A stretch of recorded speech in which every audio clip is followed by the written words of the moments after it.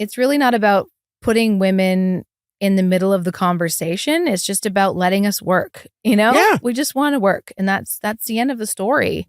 And there's not one seat at the table for a woman. Right. That it should just be a table and whoever sits there. You know what I mean? So I think that's really where I think we're starting to see more change happen. It's just like, open up some more seats. Like, why are all the sound men? There's so many sound women out there. There's so many female producers. Just hire them a little more. That's all it's really, I think, needs to happen right now. Yeah. Welcome to the Vocal Lab. I'm Sarah Ramsey, and this show aims to pull back the curtain on the entertainment industry, where veterans give up-and-coming artists some of the information they wish they'd had when they were just starting out. Sort of a music industry primer, if you will. Welcome to the Vocal Lab. Today, I am thrilled to have Louise Burns with me. And Louise is a bright light in the music industry, boasting a career that spans nearly 3 decades. Yeah. Emerging as a music prodigy, she co-founded the pop band Lillix at just 11. And by 15, she had inked a deal with Madonna's Maverick Records, capturing the twilight of the major label era. And Burns has since become a pivotal player in Canada's indie music scene, revered not only as an acclaimed solo artist, with notable works like 2011's Melodrama, which earned a long-listed nomination for the prestigious Polaris Music Prize, and her more recent 2023's Element, plus several albums in between, but also as a sought-after collaborator and producer. Her dynamic career trajectory has seen her grace stages across Japan, China, Europe, and North America, showcasing her versatility as a multi-instrumentalist and songwriter, where her craft seamlessly blends resilience with refinement. Beyond her musical endeavors, Burns has enriched the cultural landscape as a freelance contributor and host on CBC's Radio 3, and as a journalist for CBC Music, The Talk House, and West Ender. Louise Burns' indelible mark on the music industry is underscored by her deep engagement with artistry, illustrating her boundless capacity to influence and inspire. That was really nice. Thank you. Well done. I feel so cool now. I feel cool. You are cool. Come on now. I try. Thanks for joining me today, Louise. Thank you for having me. It's funny. I think that we have been like in the periphery of each other for a lot of years, but I don't think we've actually met until today. No, I don't think we have, which is wild. It's one of those things where I could picture us meeting at that club on Granville where Mariana's Trench used to play all the time. The Bourbon, maybe? No, not the Bourbon. I can't remember. Now I'm that old where I can't remember that name. But I feel like those are the kind of passings we may have had, which are almost 2 decades ago. So, yes. Yeah. Who knows? Yeah. Well, do you want to tell us your story briefly for anyone who's perhaps meeting you for the first time today? Sure, yeah. As the bio states, I co-founded a band called Lillix in the late 90s when I was 11 years old. And by a series of miraculous events, we were signed to Madonna's Maverick label, which was a subsidiary of Warner's. And we moved to Los Angeles at the tender age of 15. It was very wild and surreal to look back at, and made a record, worked with a lot of the early 2000s top players at the time. Got a gold record in Japan, lived all the cliches, all of the cliches in the music industry. I mean, I am Spinal Tap in a lot of ways. Like I really am. And yeah, I think we put out 2 records. We toured quite a bit in North America and Japan. And then I left the band 2006, I want to say, or 5, right after our second record came out. We'd been dropped from our label, and I was feeling, teen angst, and I wanted to break free of the pop world. So I became a solo musician right after and started playing in bands around Vancouver. And I mean, it's been like that for the past, I'd say 20 years now of playing in bands, releasing solo records, and slowly getting into production and songwriting for other people, which is something I think I always kind of knew I wanted to get into. And then, life things in the meantime, in between. But that's essentially the gist of my career. I've also done a lot of music journalism and radio and podcast hosting to sort of supplement Mm-hmm. music is not the main focus. And Mm-hmm. yeah, here I am today. I don't know. Well, Summarizing. here on the Vocal Lab, we aim to shine a light into the industry, kind of through the lens of what I know now that I wish I'd known then. Right. Yeah. So with that in mind, if you were starting all over again, is there anything that you would do differently? Oh, I would do a lot differently. But I have to say, I was so young when I started, Mm-hmm. like really young, like Yeah. 11 years old. I mean, you don't even know like what your name is at that point Yeah. in your life, right? So I think I would have, a lot of things would have stayed the same. I would have put everything I had into my craft, into my Mm-hmm. art.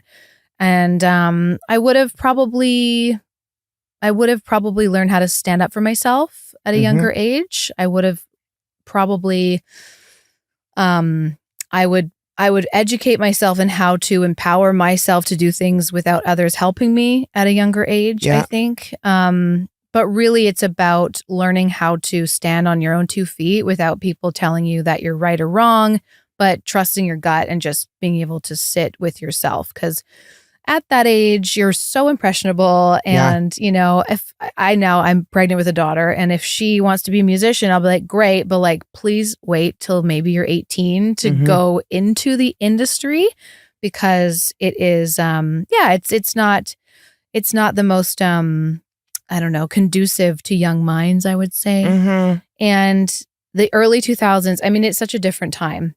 Yeah. The early 2000s was not, it wasn't anything like it is now for females. I think that part is sort of almost like, I can't change that. But if I Mm-hmm. could go back in time, I would probably just again reinforce my confidence, because it was a bit extra being a Yeah. young female.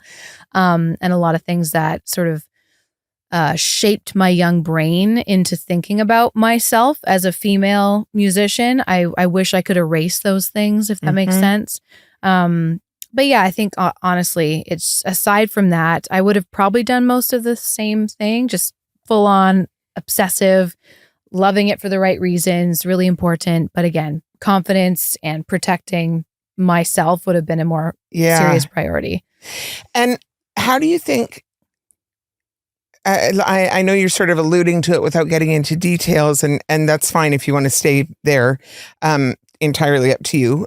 But in terms of the landscape of the music industry for women, and in particularly younger women, not necessarily 11, but even, just sort of emerging artists, Mhm. younger women, what do you think the landscape kind of looks like now? Like I teach women who are, I teach students who are in that stage of their career.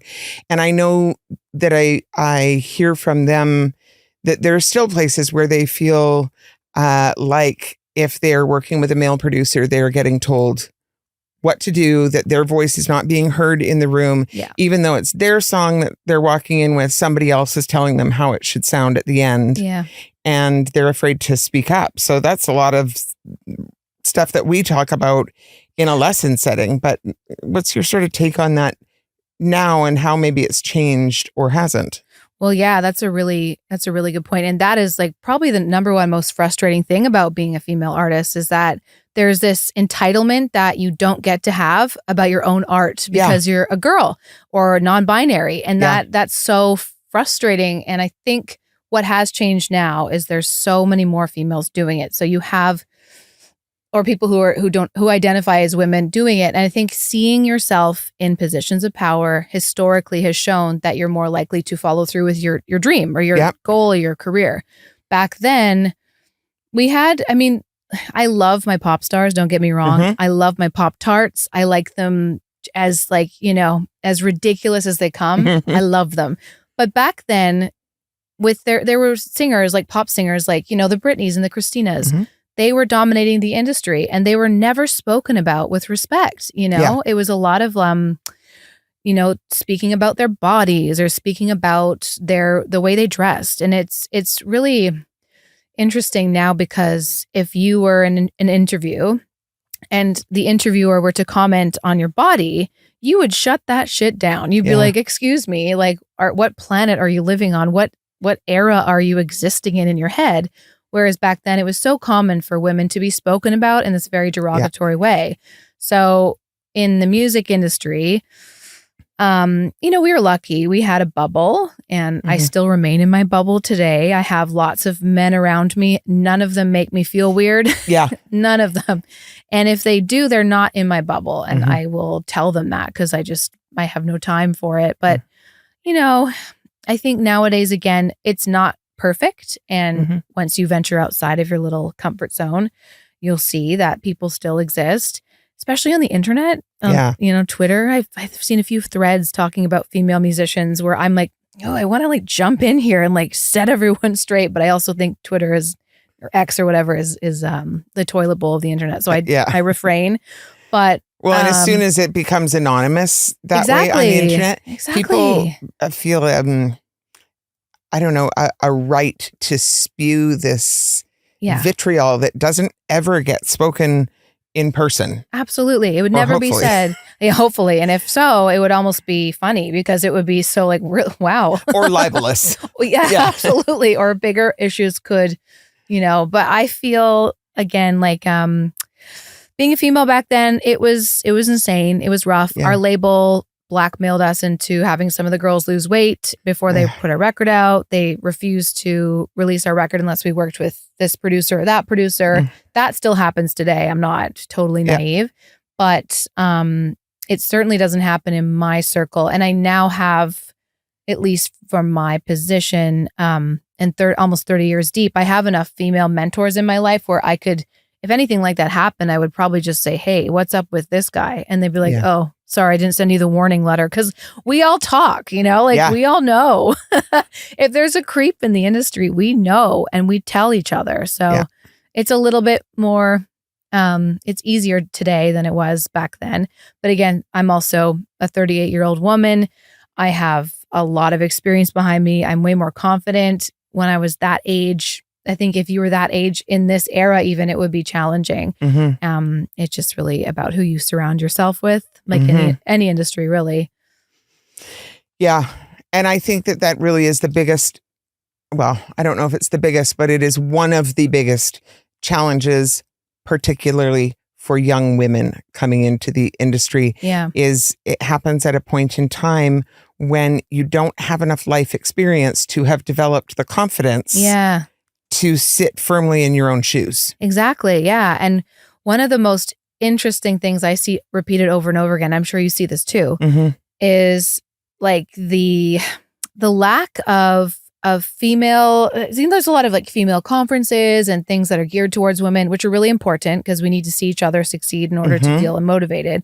But there should be also these conversations involving men as well, so they understand. And I think that's why when you find your bubble, you feel safe because you can have these conversations with these dudes and be like, it's really annoying when so-and-so says this to me. And they're like, yeah, that sucks. I'm sorry. And it's like, okay, we all understand what it's like. Move on. And it's not always a poor me, I'm a woman thing either. But I think the conversations about the music industry we all feel the same. We're all like, we're sick of talking about this. We want to just be treated equally. We just want to have, I don't know, like a sound guy come up to us and maybe not call us sweetheart and like not tell us to sing louder because the monitor is not turned on, which is their fault, not ours. These are things we just don't want to deal with anymore. So having these conversations with everyone is now becoming, I think, more important to how we move forward in the industry. And again, it's so because I've existed on the fringe, I think, for a long time of really like being in. I've always been an outsider, so I've always kind of had my one foot in, one foot out, just kind of observing. And I think every industry in the world is kind of like this, where it's a lot of a lack of females in leadership positions, a lack of understanding how to get them there, and then a big old guard of dudes holding on so hard because they don't want to let it go yet. And some dudes should stay, but a lot of them should go. Yeah. And I think that's what's interesting right now, because I really do feel like we're on a big precipice of change. And I think probably social media has helped with that. people becoming more confident saying like, I'm a producer. 10 years ago, that would be shameful to admit I wanted to be a producer because, you picture a guy on a board with his glasses, like working into 3 a.m. or whatever. Whereas like my version of producer looks really different from that. Yep. And that's okay. But there's still that conversation that hasn't quite happened there yet either. I really ramble when this topic comes up as a part of me if I'm on a really weird planet. I'm thrilled to talk about this. It's just very interesting because I've experienced it for so long in so many capacities. And I often, like, when I'm here at 604, which is where we're recording today, I never feel any of these feelings. It's always support and lots of mentorship. And it just doesn't even occur to me that maybe I'm doing something weird. But other times, I'll be out at a show and talk to an old acquaintance. What are you up to? Oh, I'm in production now. I'm, producing. They're like, oh, okay. So, and then they start like testing me. I'm like, ugh, I don't care.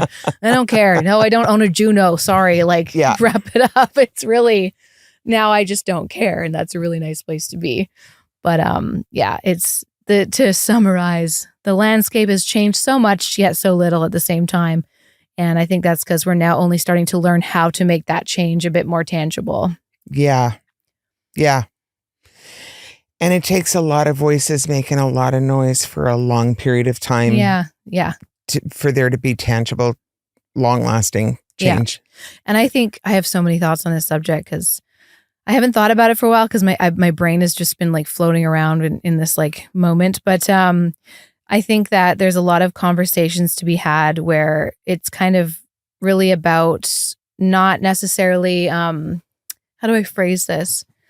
It's not about, I need to think about what I'm saying because it made perfect sense before and now I've lost exactly how to say it. But it's really not about putting women in the middle of the conversation. It's just about letting us work, we just want to work. And that's the end of the story.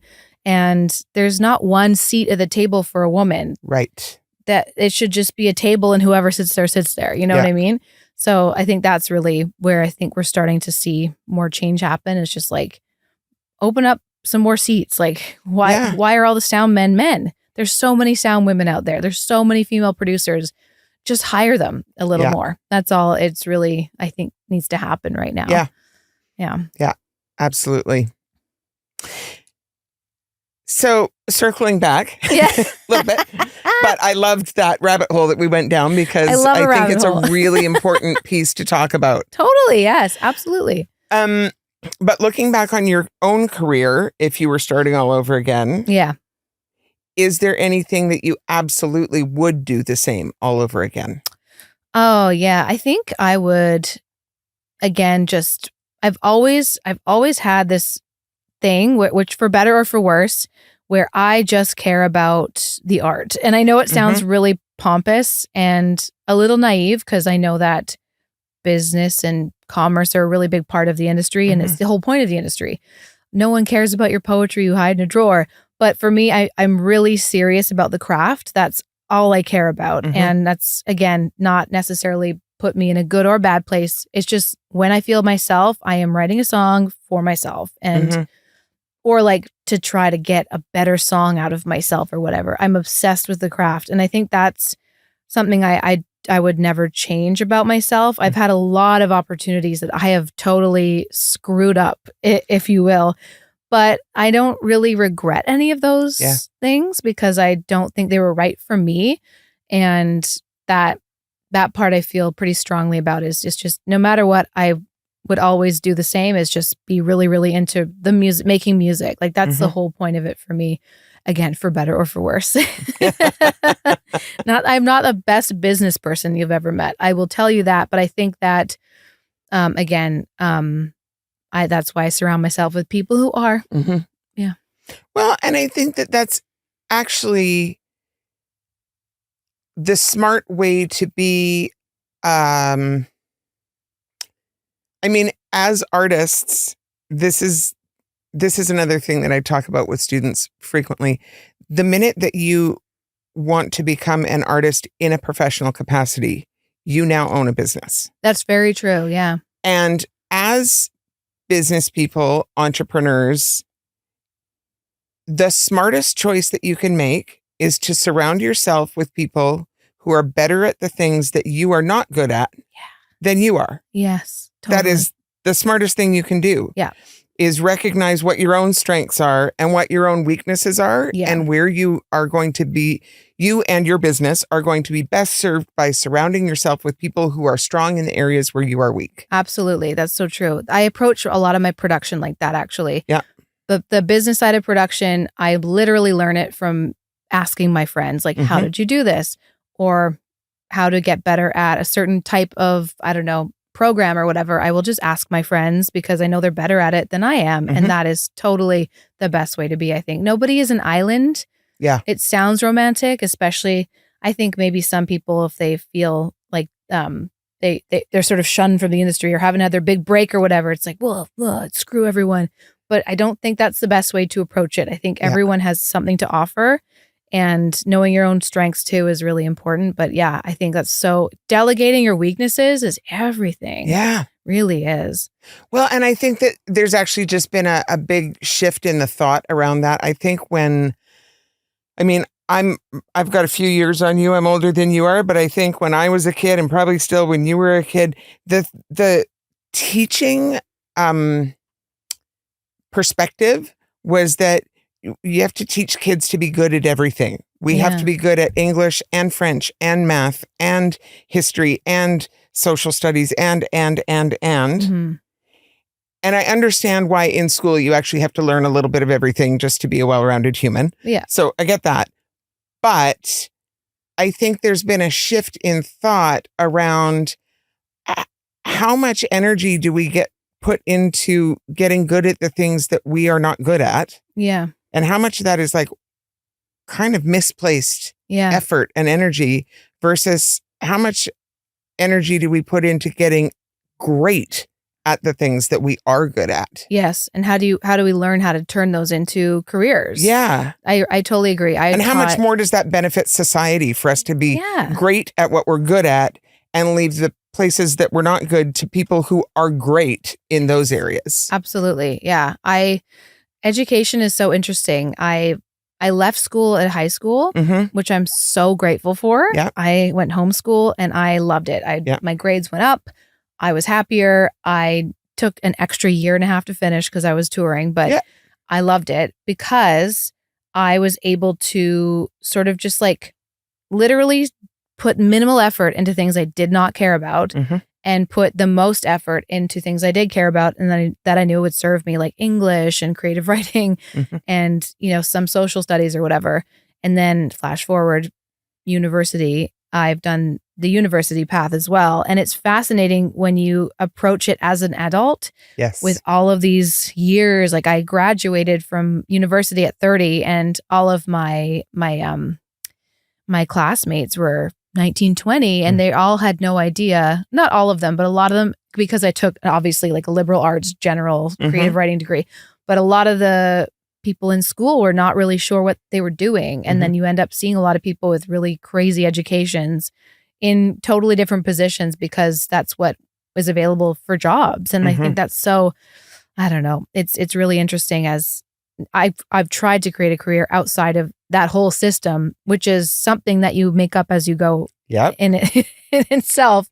But I kind of do wish I could go back and curate my school and be like, give me business, give me math, force me to do math because I hate it, and force me to have marketing skills. Like these are things that I think we actually need.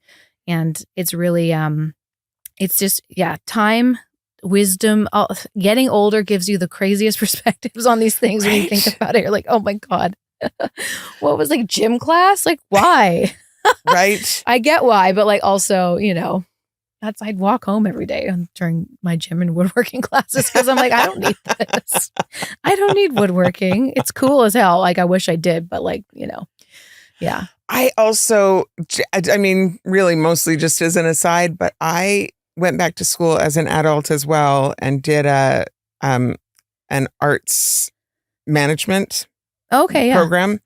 But I was in my late 30s when I did it. Yeah. And again, in school with kids who are in their, 19, 20, 21. Yeah. And I was a single parent with 3 kids at home. Wow. And they were 19 living at home. Wow. And the difference was that I wasn't there. I mean, I wanted to get good grades, but I wasn't so hung up on that. I wanted to get the education that I wanted to get. Yeah. And so I was interested in putting in the effort in the areas where I saw the value of the learning. And I also feel like as an adult, you go back and you just understand where your effort pays off. Yeah. In a totally different way than you do when you're a kid. Absolutely. So I got a lot more done in a lot less time, I feel like. Yeah, absolutely. You know? Yeah. Because you know why you're showing up.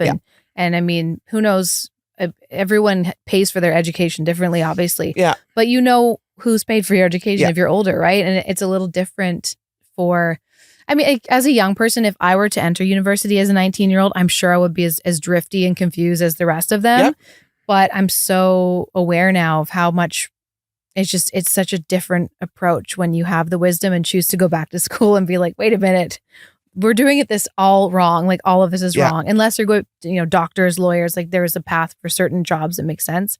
But I think, that's one thing I'm fascinated by. I can't think about it too much or else I go a little bit crazy with my own education. Like, what was I doing?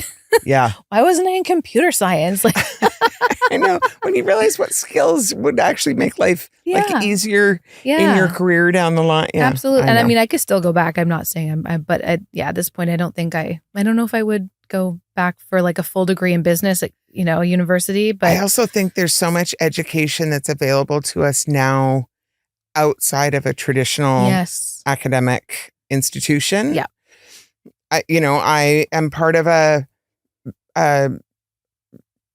I don't even know what to call it, but like an organization that is specifically for singing teachers and adjunct businesses, but like voice businesses.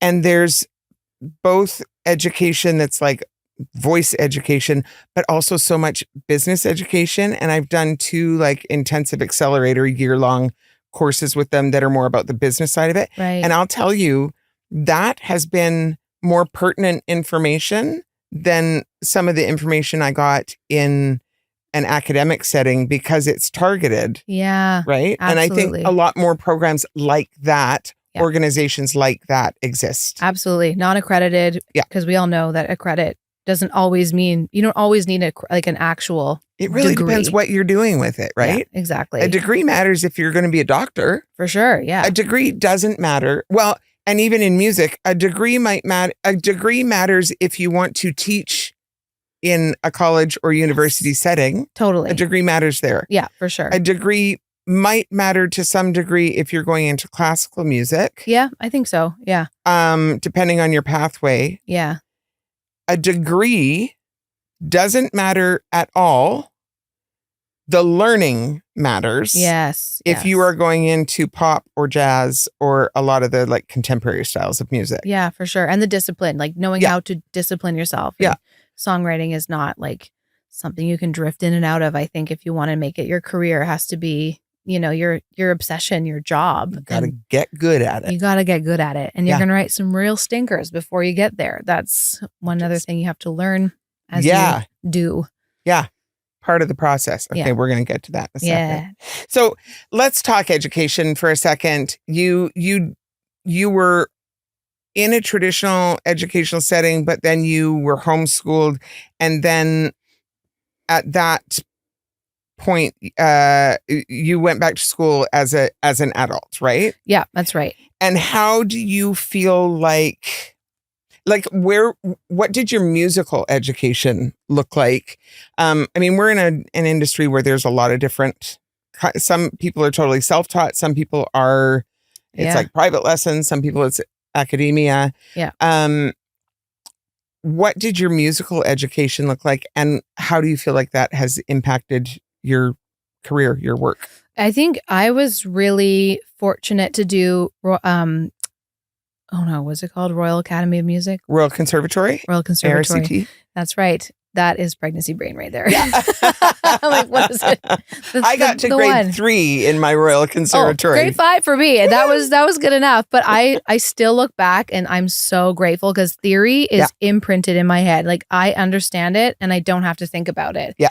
And I actually had a really interesting experience. I taught at a school here in town, a music school, where one of the courses I taught was music theory. And it was really interesting for me because for me, how do I explain major versus minor? It just is. You know what I mean? It is. And I can't explain that. And that was my job, is to explain it. But it was really fascinating to sort of like break down this knowledge that I have had imprinted in my DNA since the age of 3, where I understand what music is, but to articulate that is a whole different thing, right? But I'm really grateful because that taught me how to write music. That taught me how to explore chords, harmony, something I love. And I know your family is a harmony family. Like you understand it really well. And that for me, for my passion for it comes a lot from the theory, knowing how chords work. And that is one of my greatest joys in life, is writing harmonies. So I think that gift of having a little bit of music theory from an early age really just like made me understand music in a way that I was like, oh, I get this. Yep. I understand how to work with this. It's like understanding how to work with clay or something. Yeah. So that part of it, again, I quit at grade 5 because I joined a band and I also broke my arm. So it was like piano lessons were out of the question at that point. But I'm really glad I did that. That is where my music education stopped. I did not do any more. I would occasionally buy myself piano books and sort of like work my way through like a David Bowie cover or whatever. But I eventually just completely lost the ability to read music. If someone put sheet music in front of me, I'd be like, ugh, give me 7 days. Like maybe I'll get through like 2 bars. But I think I'm mostly self-taught. I need to do things and learn and fail, and then I get it. And I need to do it at my own pace and in a very private setting. And especially in production and engineering, I'll do a lot of YouTube watching, a lot of like asking friends, Zoom calls with friends, being like, what have I done? That's how I learn. And that's how I retain, is actual doing for a purpose. Yep. And for music, it's always been like that for me. And I've been lucky that it's kind of worked, but I really have to credit those early theory foundations for me to like feel like I'm comfortable in it. No matter how uncomfortable it is, I still understand what the actual context I'm working in is. And that's really important and empowering for me. And then as for the other education, homeschool, which was just me teaching myself. My parents were not involved. Sometimes I'd ask, but like, wow, that takes a lot of discipline as a kid. Yeah, it was a lot of discipline. I was a really boring child. Like I'd be at home. I mean, we'd be on tour, do something crazy. So it was actually quite kind of easy to get in the headspace. I'd go to Japan and tour and go to New York or whatever, do some crazy stuff. And then I'd get home to Cranbrook, BC, where I grew up, which is rural. I was in the mountains. Like I was in like a hobby farm. My parents were in the middle of nowhere.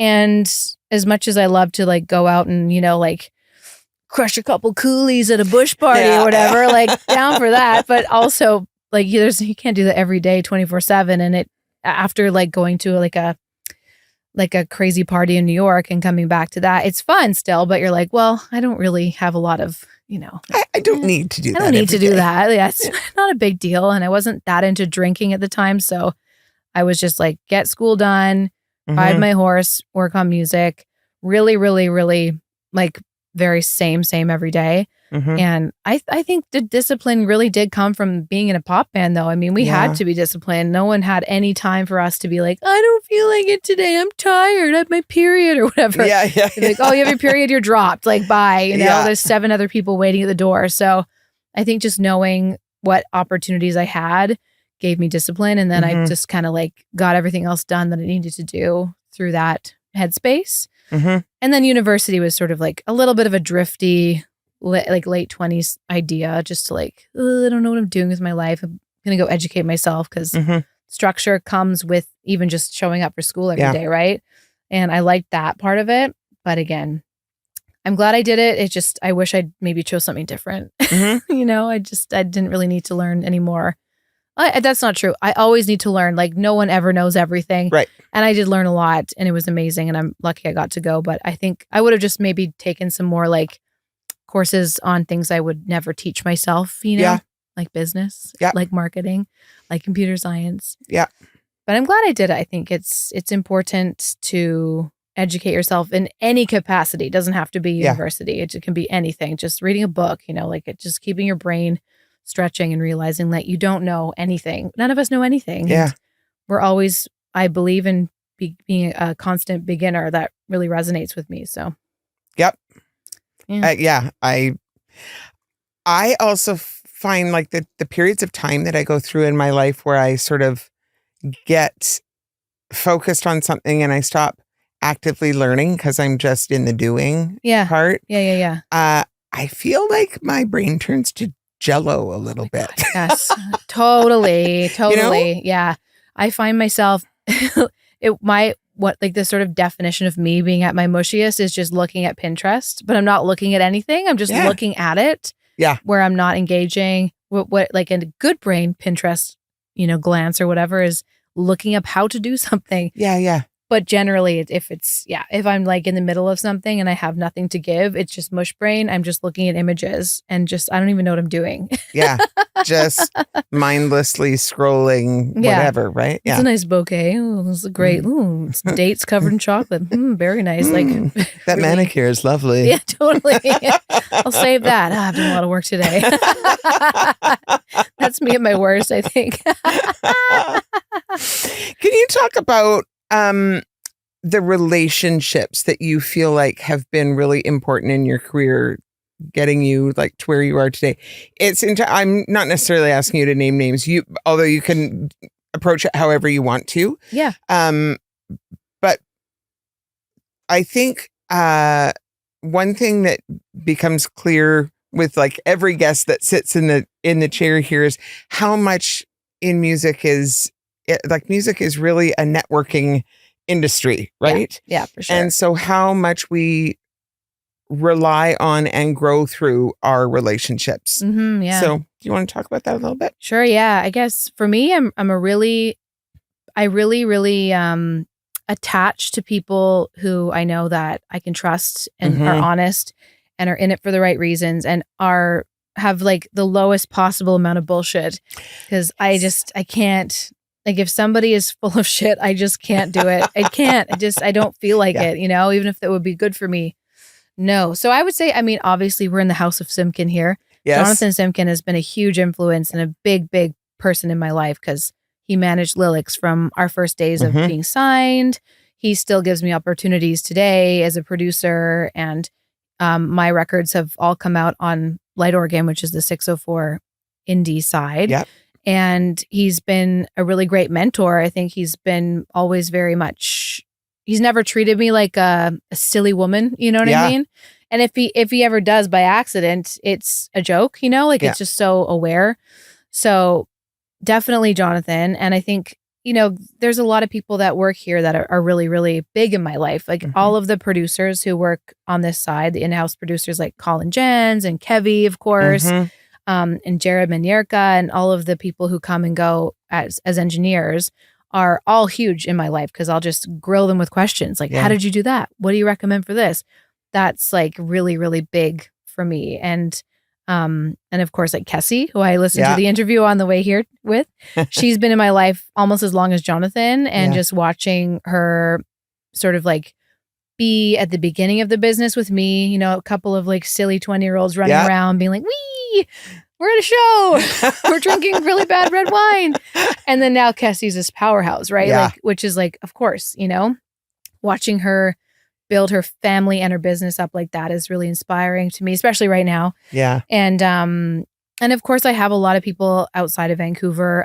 Damian Taylor is a really big mentor of mine. He's a producer, an engineer, a mixer. He's in Los Angeles right now. And he has an entire online school called the Complete Producers Network, which is just educating people on how to produce and mix. And it's amazing watching what he's done. And he's really very generous with his time for me. And Emily Lazar, the mastering engineer, she's been a huge influence in my life. She's done a lot of my records, but also she started something called the We Are Moving the Needle nonprofit. And it's essentially a scholarship program for women and people who identify as women to apply for music schools. And I'm on the board for that. Oh, wow. It's amazing. It's right now it's like a lot of American schools, but we're hopefully one day going to expand more into Canada. We just don't have that many music schools right now. No, I mean, we do, but it's a small handful of programs. Yeah, very much so. And funding gets cut all the time. It's not the easiest time to create a school. So one day, hopefully that exists. But she started an award ceremony called the Resonator Awards, which just happened in January in LA. And I went for the first time because it was the inaugural event. And it was so cool because it was just a night of awards being given to women in music. And it was everyone from Alanis Morissette to Caroline Polachek to some of the biggest names working behind the scenes who identify as women in the music industry. And it was just so cool because yes, it was, here's let's celebrate women and, girls club or whatever. But it was these are people who inspire all of us, yes, let's let Carolyn Marks give a speech and tell us why working with Boy Genius, it was the best thing that happened to her that year or whatever. It's just really important for us to see that, So, I think she's a really big influence because she's a true badass, she's making change happen. And the list goes on. There's so many people in my life. I'm inspired by everybody around me. I really am. And if I'm not, I just don't think about them, Yeah. If they don't inspire me, bye. Bye. Bye. No thanks. Thanks for joining us today. So that was actually just part 1 of our interview. And I would love it if you come back on Thursday to check out the second part of our interview. There's so much more juicy goodness. I can't wait for you to check it out.